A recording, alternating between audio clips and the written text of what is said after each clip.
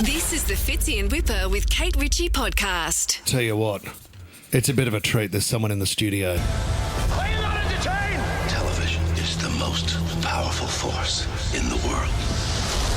I don't think you really know what a bad day is.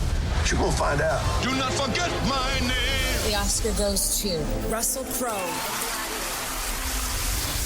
So he goes from the Joe Rogan podcast to the Fitzy and Whipper with Kate Ritchie show. He only does the big interviews. Mr. Crowe, Russell, welcome. Welcome, buddy. Good morning. Good morning. How are you? Actually, if you do want to light up, I mean, we can be here for 3 hours. That went for 3 hours. That chat with Joe. Do you? Oh my what's, God! What's and the thing is, like? he says that, you know, in this text, he goes, we'll chat for about 3 hours, and I'm like, no, we won't. 3 hours. That's kind of ridiculous. No right? one How could you possibly And then you get in there, and that's what he fully intends. But they have this thing that, like, kind of once you're there, it's like you have to sort of sign a thing saying you're not going to leave till the chat's over. Oh, wow. And who decides when the chat is over? Joe. It's basically the length of a cigar. I mean, When the cigar's getting down to the nub, he's like, well, I've finished this chat. is that what it is? Because that's a But I tell you what, yeah. I really enjoyed it. It's the biggest podcast in the world. Yeah, I think just on YouTube alone, I don't know what it is, but like, his main thing is now Spotify, right? Yeah. It's got 17 million people on that. Extraordinary. But YouTube, they took it down, but then so many people said, well, I don't want to listen to it any other way, so they've had to put it back on YouTube. So it gets millions, and this. It was funny because it sort of reintroduced me to that sort of younger male, audience. Yep. Who then kind of all collectively went, oh yeah, I like that guy's movies. Yeah. It's a exactly. really interesting social media thing where it's just like, for a few weeks afterwards, everybody was going back and Having a look. checking out the old stuff. Well, we only have 15 million people listening to this one, Russell. So not In your as many. dreams, Adelaide boy. Roasted. Got him already. I'm not saying it's not the quality. It should have that many listeners. Oh, Thank you. absolutely. If it could reach that. Ears many and eyeballs. ears. Just, you, unfortunately, there's too much competition out there from good shows. Huh? What do you mean? Hey, do you know what? Fitzy was counting before, saying that you've done a total of around 80 films. Have I? You got to No, rate. it's less than that because there's stuff online that's listed that was in pre-production or whatever and then never got made. Right. So there's a bit of fluff there. I think it's 60 something. Oh, well, still, could you list them, do you think? But- I mean, we're not going to do that now. But do you think you could run through I them do all? forget some of them. Yeah. But Are there somebody some said you'd to me the prefer other to day, somebody forget? that knew me when I was a younger fellow, when I was a nightclub DJ and I was in bands and stuff. Awesome. And they said to me, and it was kind of a funny question because they said, if you'd only ever done one film, would you have been happy? And I was like, yeah. I would have been like ecstatic. Yeah, I made a film one time. Yeah. You know what I mean? Yeah. And then it became this other thing where it's a career path and everything. But, my career trajectory, as far as I was concerned, was I was going to end up as an Elvis Presley impersonator on the Gold Coast. Awesome. That was going to be my journey. But something happened and I got a different path. Well, you got an Oscar, so I guess you kind of failed because you didn't end up doing Failed, it. Kate. Absolutely failed. Not too late, though, Russell. Nobody's ever offered me that position. Look, it's probably a question Not you've even been Baz asked Luhrmann. before. No. But let's just say it's 60 movies. Can I ask you, what is the one movie that you would love to be remembered for? That's an interesting one because we're probably thinking of the biggest ones that you've done, but is there one that you're really proud of, Russell? I mean, for me, Nuremberg comes out next year. There we go. I thought you were I going to go haven't back seen it, but I'm assuming I'm going to be proud of it. Yeah, that's going to be one of the biggest movies with Rami Malek. Rami Malek, Michael Shannon. It's a great cast, and it was like I'd go to work every day, and you got Leo Woodall over there. You got Rami, you got Michael, you got Richard E. Grant. It was like being in a room full of gunfighters. Everybody's there. Everybody knows their business. You know what I mean? And it's so exciting as an actor. You would know that, Kate. When you're surrounded by people of a certain level, it's just. It fills you up. Does it make it easier? Or is it nerve-wracking in any way? Nerve-wracking it's exciting. It's exciting. So nerves come with that, but it's exciting because, like in that film, I do a 17-page scene with Michael Shannon, just a two-hander. Now, in a movie, 3 pages is long, 5 pages is long. Yeah. 17 pages is unheard of. I've never seen that before in a script. Well, you right? wouldn't shoot that in a day. Well, How long did it take you to write? They had it scheduled for 4 days. Oh, wow. They had it scheduled for 4 days, and we sat down with the director because Michael and I met on Man of Steel, where I'm playing Jor-El, Superman's father, and Michael is playing Zod, right? And we were talking because I talked with Michael about it before. I said, man, it's scheduled for 4 days. He goes, that's going to kill us, Trying to keep the same mood over 4 days and 17 pages is difficult. But they were just being sensible because normally you're aiming at 2.5, 3 pages a day on a film or, 4 to 5 on a really big day. Yeah. And so they'd just done the sensible thing for insurance and everything, and they'd scheduled it over 4 days.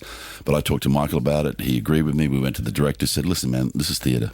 You just got to let us do our thing. And he goes, it's impossible to shoot 17 pages in a day. And I said, you're talking about humans. Michael and I are extraterrestrial. Yes. And so he went with it. We saved production 3 days. That's $900,000 we saved the production because we knocked that 17 pages out in 1 day. There's a beer in that. There is a beer. 11 takes, 23 minutes per take.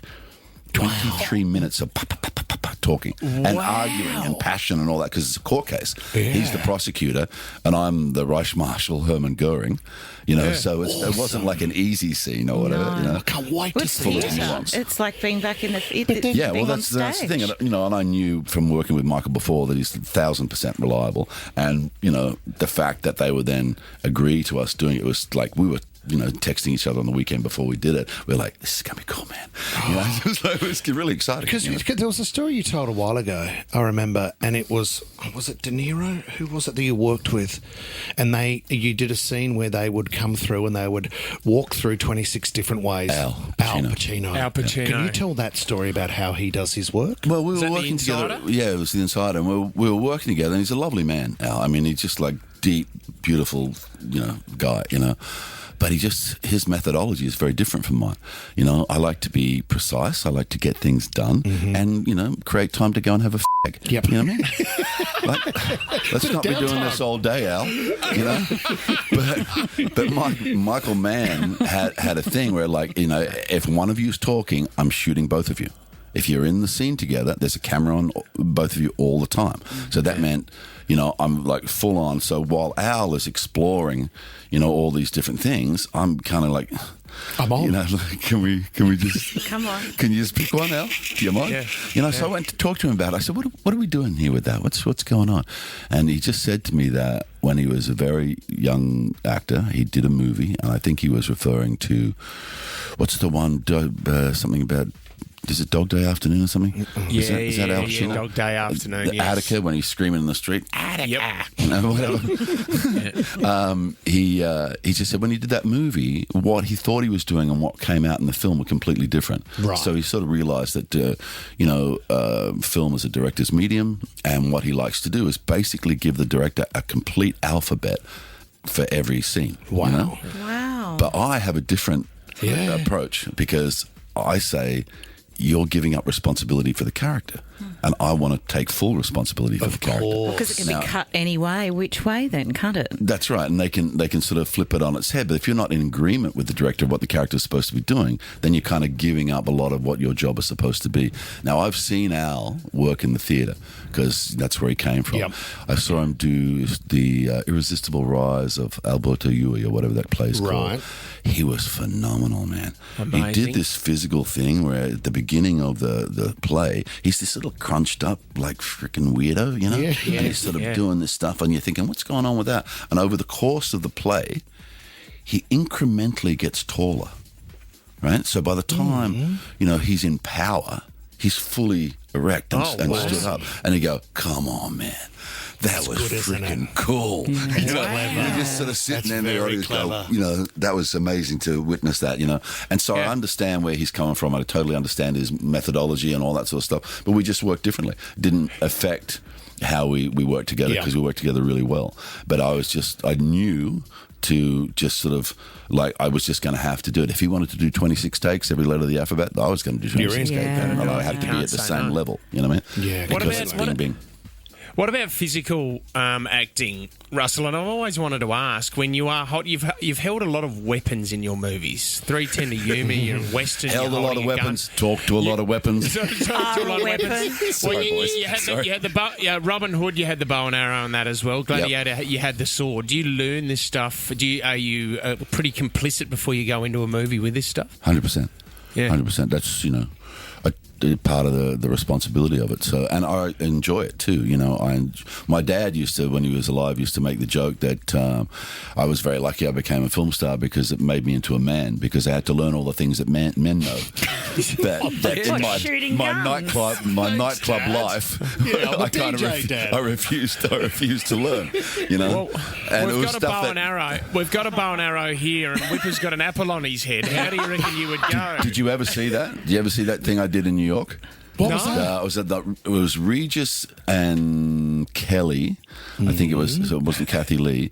And they bring me in to do the TV show, and then they give you, here's the bow, here's the arrow. You're kidding me. And it's like, okay, so you're looking at the bow, it's some piece of crap. The arrow's got like shaking, it's got something broken in it, and then they want you to be accurate, right? So I was feeling the bow, and the thing is, what they don't realise is in the build-up to Robin Hood, I'm shooting 200 arrows a day. Awesome. I'm doing the same sort of routines that an Olympic archer would do. Yeah. So there's things that go into your body. So I feel that bow, and I know what its problems are. I feel that arrow, and I know what its problems are.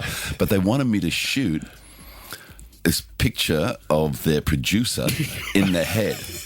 Right? Tom. Yeah, kind of. So imagine it's the Tom. So we've got to do a sketch of Tom, right? Yeah. And hold up Tom's face, and then they want me to shoot him in the head. Awesome. And I'm like, that's just so uncool, right? It's so uncool. Russell, shoot the producer. I don't want to do that on TV. Anyway, you'll find this. It's probably online somewhere. Awesome. So I just look at it, I think about it, I line up the shot, and I take the shot, and I clear his head, right? Yeah. Just by an inch. So the arrow goes in an inch directly over the middle of his head. And while Regis is going, sorry, Robin didn't get the shot, I just walked up, picked up the pen, and drew the apple. And Regis went, oh my God. And he's just Too clever. It's a crossover of stories, Regis, but it's better for the kids. It's just an apple. I didn't shoot somebody in the head on morning television. The Fitzy and Whipper with Kate Ritchie podcast. The main man, Russell Crowe, is in the studio with us. How is your buddy Ed Sheeran? He's good, man. I actually caught up with him this year. We spent about 3 hours together on a mountaintop in Tuscany. You're kidding me. About, a couple of years ago, I got this phone call from Andrew Bocelli, and he wanted me to go and do this show with him, right? Yeah. But I was actually on holiday with my kids. Yeah. I thought about it, and he was going to put on a jet and all that sort of stuff. Wow. And I ended up saying to him, listen, man, I get such a small amount of time with my boys, and where it's just us and we have a plan. I'm really going to have to say no. You burnt Bocelli. I have to sort of turn it down. I said, but look, if you give me a little bit more warning or whatever, in the future, then I'd love to do it. I'll consider it. No, but it wasn't. I wasn't being smart ass. It's just putting my kids first, Yeah, of course. And he's a big family man, and he loved it. He thought, that's cool. But, I said, just give me some warning. And about 3 days later, an email arrives. Okay, cool. On this date, 12, 18 months from now, at this time, in this place, see you then. I was like, righto. Okay, cool. He's got me So there. the idea that he had was he wanted to sing a duet with me, right? And he wanted to sing the Confrontation duet from Les Mis, which is, a cool song. Yeah, with Hugh Jackman in there. But about a month before, right, I get this message that him and his wife, Veronica, would like to have a chat, a FaceTime chat, Yeah. So we arrange it, we get on the FaceTime, and I'll just do a sort of a pressy sketch of his Great. speech. And he's like, Russell, I'm no good for the English. I listened to the Les Miserables song. There's a lot of words. I'm not so good with the words. I like the melody. I like to sing and I sing. But if we have to be precision, with the words, it's not going to be good. So I have, what don't you sing?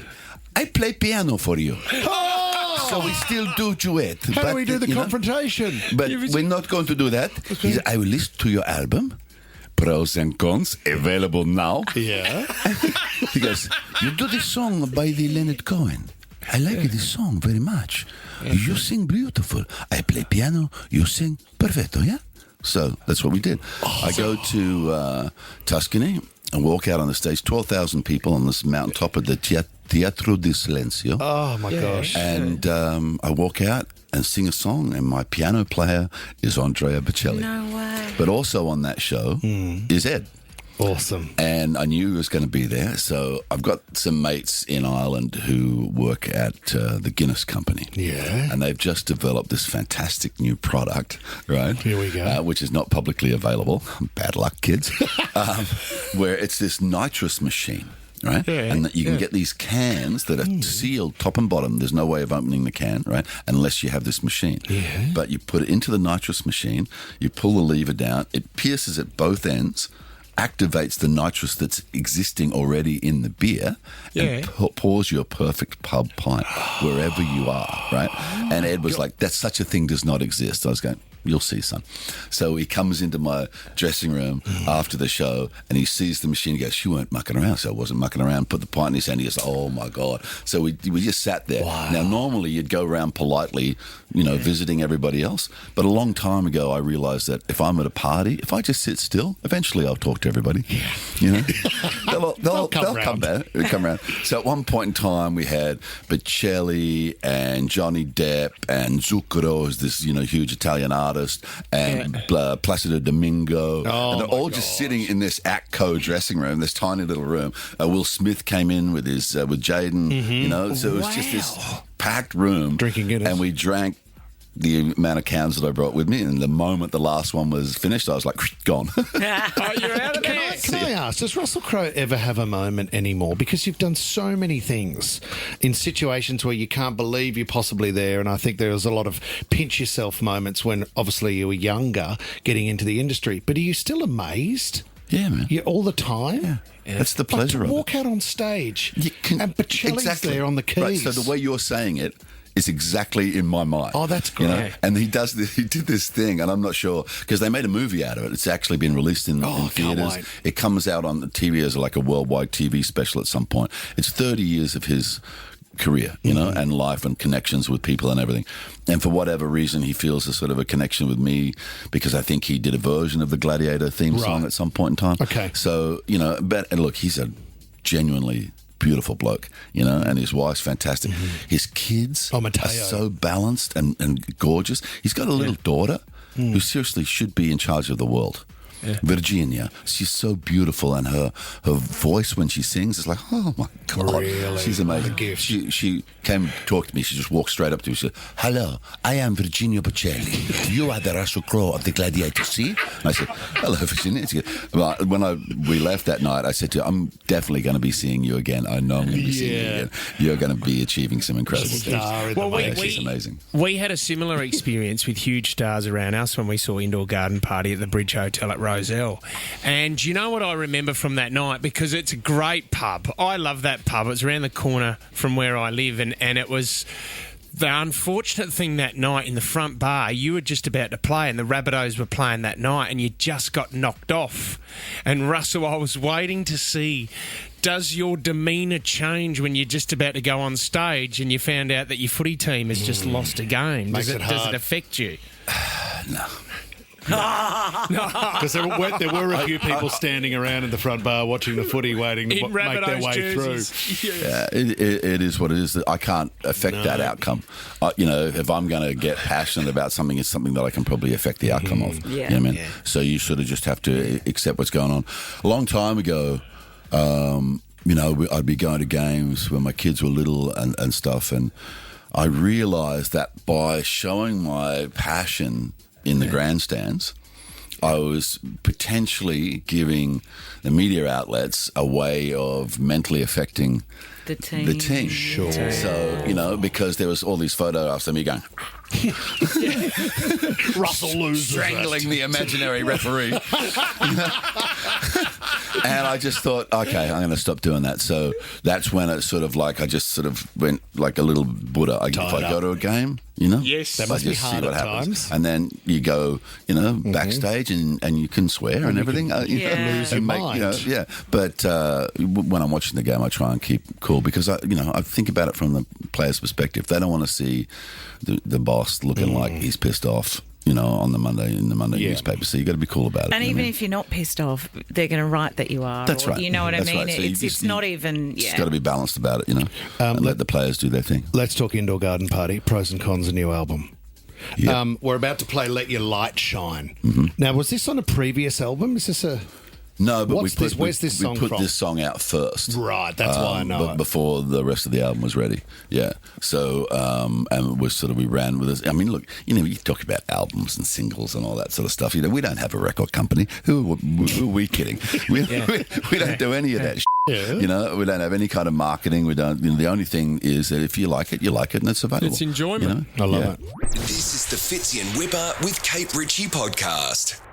Hey, can we ask too, you're talking about Ed Sheeran and drinking some Guinness. The question I wanted to ask was, what's the update on Muff Liquor? Mate, it's doing so well. We just got a distribution deal. Okay, so Muff deal. In America, yeah. Massive Muff deal. Yeah, huge. And now that Muff is available like everywhere you could think of. Wow. Everywhere you look. Muff here, Muff there. No, so we got this deal with Muff everywhere. Lucas Bowls, which is the best way to live, right? Yeah. Lucas Bowls in America. So I think we're in ABC stores now in Florida. We're in Bevmo in Washington State, Arizona, California. And they, for the American distributors, are really into our whiskey. Okay. Whereas when we released in Australia, I think we just did the gin and vodka. But a whiskey, like it takes about 7 years before you know if you've done it right. Right, And okay. this new batch is absolutely superior. Or is this going to be like a George Clooney kind of deal, Ryan Reynolds Aviator gin kind of, you'll on-sell it? What will you do, Russ? We're not even thinking about that sort of stuff. No. We just... How do you put a price on Muff? We really like the story of the company, you know, because there was this old bloke, Phil McLennan, literally, absolutely, truthfully, an Irish potato farmer, you know, who had X amount of rotten potatoes every season, and he was sort of wondering what should I do with them. And there's this Irish drink called poachine, which is more of an hallucinogen than an alcohol. You have to be very careful when you drink it. It can take you to some fun places. And so he would make, you know, poachine out of his rotten potatoes. And Fridays, all his friends would come around with their old medicine bottles and stuff and fill up for the weekend. Wow. You know? And his granddaughter said when she was a really little girl, when I get older, I'm going to legitimize Granddad's business. And then she became, you know, went to law school, became a lawyer. She was like a high-powered corporate job. And then she was about, you know, I think she got quite successful with one thing, and so it brought her a lot of money. And she was about 27, 28, and she said, all right, I can either keep doing this or I can actually take what I have, back myself, and see how I go. So that's probably about 10 or 11 years ago, something like that. That's great. And it's just growing incrementally. I mean, from a business perspective, which I know that you're interested in. Yes, of course. We're currently looking at about a 15 multiple on every euro we put in. Wow. It's not bad. Wow. Yeah, but it's growing and growing. Do you see yourself slowing down, Russ? I feel like you're busier than you've ever been, and that's just from the musical side of things and also acting. But do you see yourself slowing down with acting at a certain stage, or do you want to keep your mind ticking over? And could you see yourself acting when you get into your 70s and your 80s Well, and that's stuff like that's that? the beauty about the job, you know, that as long as you are okay playing the ages that you know, can easily reach, you can keep working.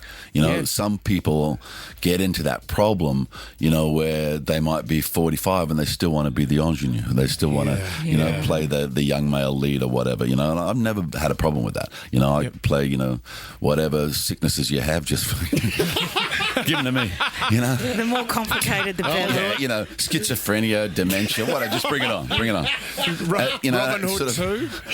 But, you know, I'll see, because there will be a point, right, where, you know, and it probably has actually happened, because it's on my mind a little bit, where you look off into the future and you go, come on, exactly how many summers do you really think you have, mate? You know? Yeah. And then you have to start going, well, how do I want to spend your time?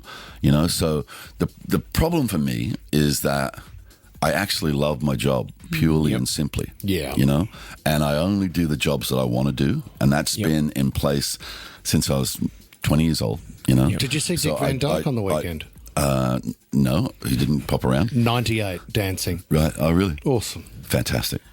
You know, what was I talking about? Don't worry about it. No, but actually loving your job. And I should ask, what is that? Talk us through that feeling, like when you walk onto set, regardless of the role you're playing. What's that kind of feeling when you're there and you're with the crew and you've got a script in your hand and you're part of a creative process? Because that's probably the thing that's hard to eventually say, I'm not going to do that again. You know. I never walk onto a set without knowing exactly why I'm there. Yeah. Which is what I was getting at, you know, because when the job gets demanding and you've got to get up at 4 a.m., you know, constantly, and you guys know about that, you know, the thing that drives me is I know why I'm there, you know, and then that day I go, what do I do? Oh, it's that scene. I get to say that line, you know, but when I'm, you know, there's a purpose for me when I arrive at the set. Now, for sure, I do think that there might be a time where I go, maybe I'll do one every 2 years or something like that, you know, or slow down, or not. Who knows? I'm not actually going to put an artificial thing on it, you know, like get myself into a position of comfort, and if it's comfortable for me to still go to work, then that's what I'll do. You said Nuremberg before. I'm not going to take that answer. I still want to know, what is the one movie that you've done already that you're proud of the most? See, I don't think. Is it okay if it's not at one movie? Because there's kind of like a conglomerate. There's more like a group, you know. I would think, you know, because you know, something like LA Confidential, it's like a perfect film. Yeah, it's amazing. All the performances are just uniformly brilliant, and Curtis Hanson is the director. He put together a thing with so many shades and nuance and layers. It's great, you know.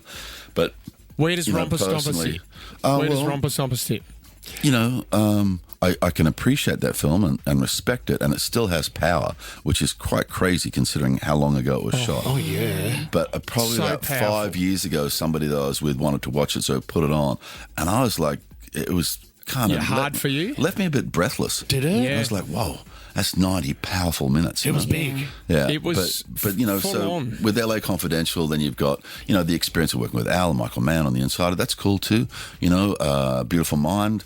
It was probably the most taxing, intellectually taxing job that I ever did, and the things, the balls I had to keep, you know, in the air with that was cool. But you know, Cinderella Man, physically very difficult. Yeah. That's, you know, at the age of 40, in that opening scene where I'm wearing black socks, I weigh the same as I weighed the day I left high school. Oh my God! At the age of 40.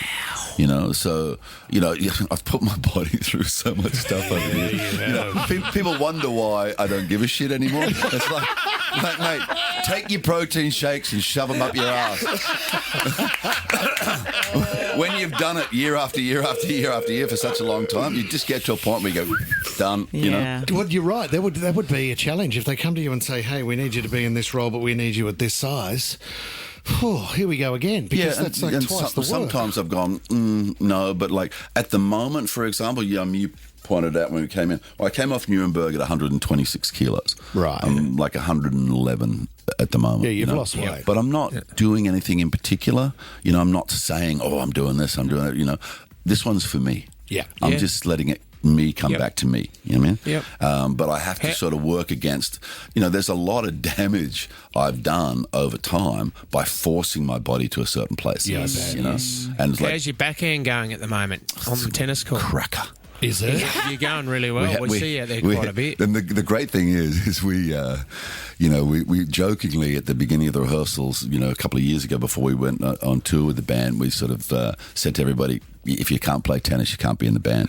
And so everybody plays tennis now, right? But they're getting better and better and better. And it's like yesterday we were playing down at Cooper Park, and the level of competition has just got up so high. We usually say, because we like to play in private places so we can play what we call the French Open, which means that swearing is allowed. But yesterday, we're surrounded by all these eastern suburbs people and everything, and we go,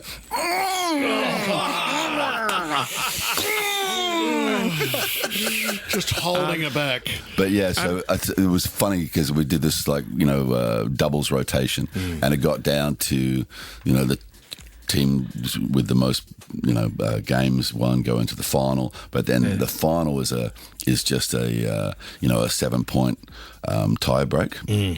But at 3-3. We had to stop because the next booking arrived. Oh, you're kidding me. We had to walk off without a result. Sorry, guys. I also want to talk about Crowe the Hunter.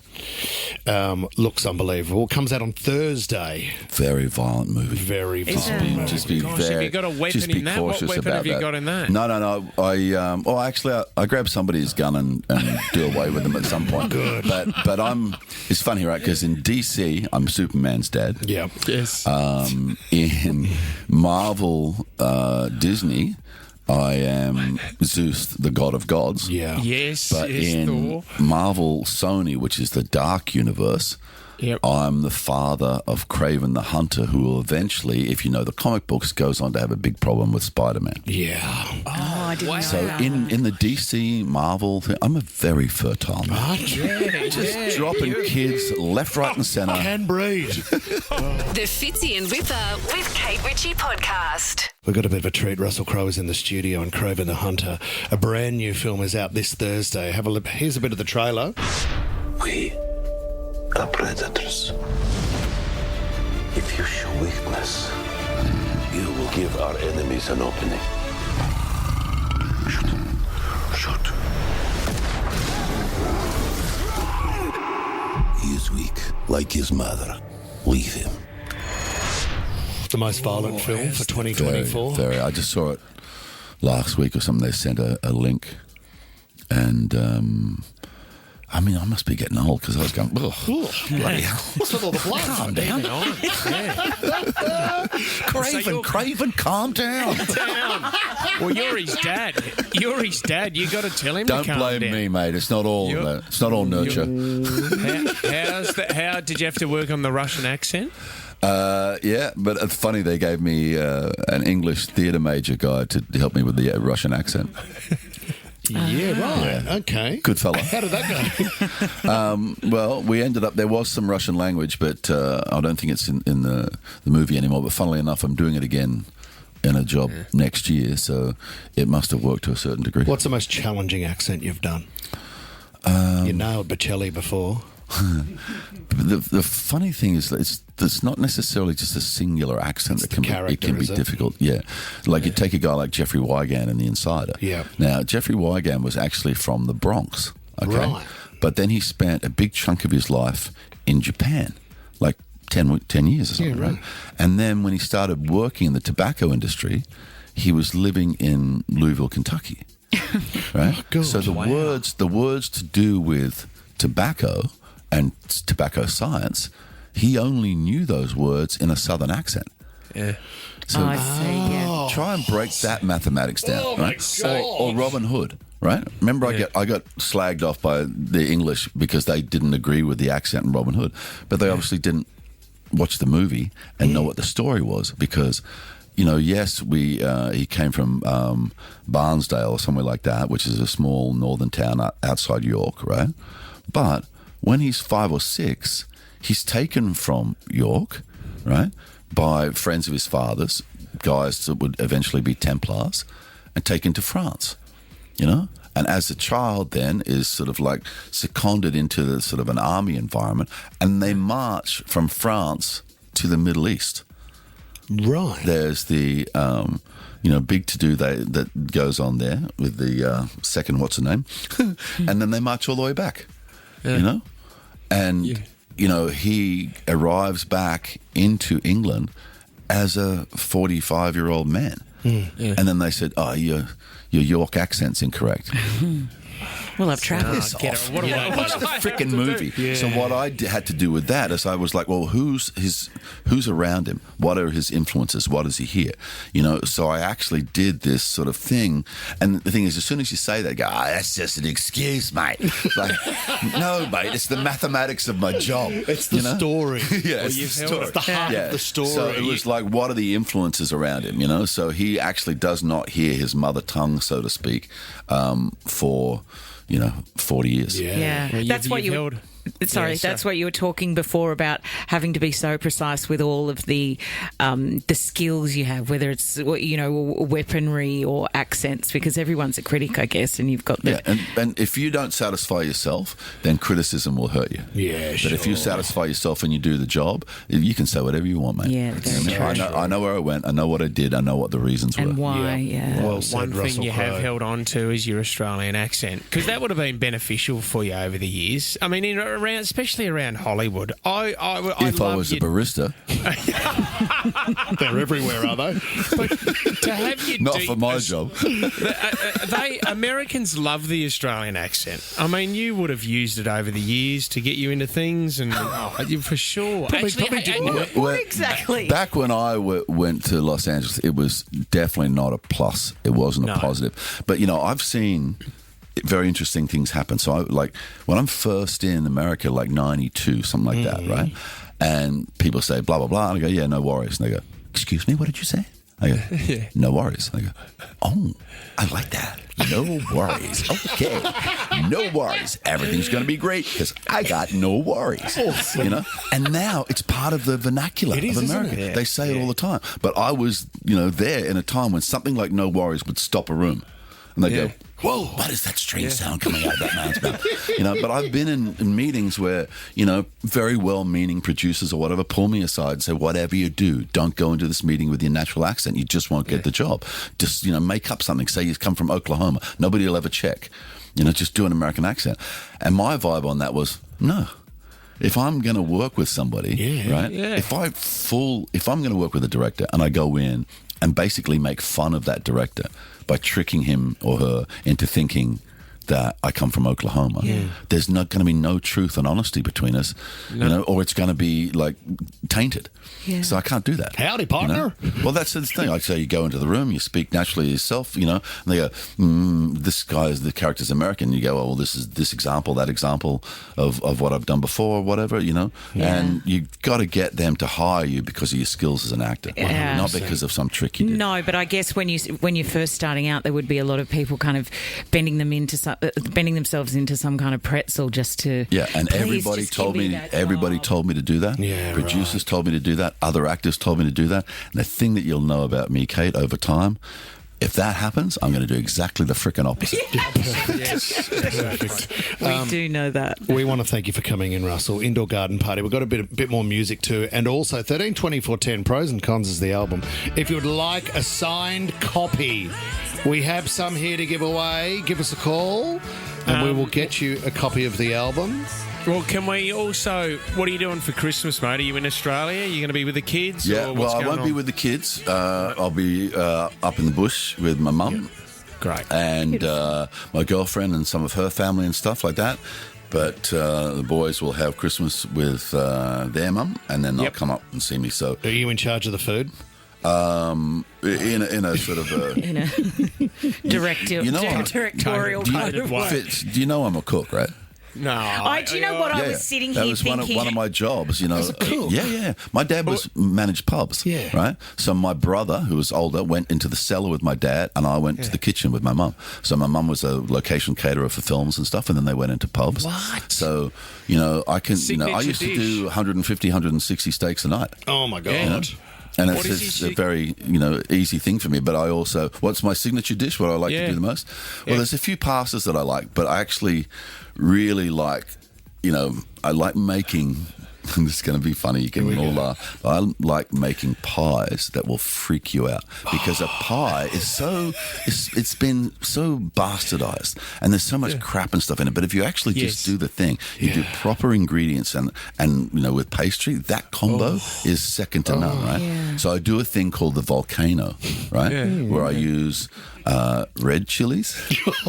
I use Portuguese chilies. Here we go. I use jalapeno, right? And I so basically make what you like a high quality taco mix with 5 different types of chilies, right? And now this might sound like it's insane, but it actually It's really good. And is the volcano coming out of your bum?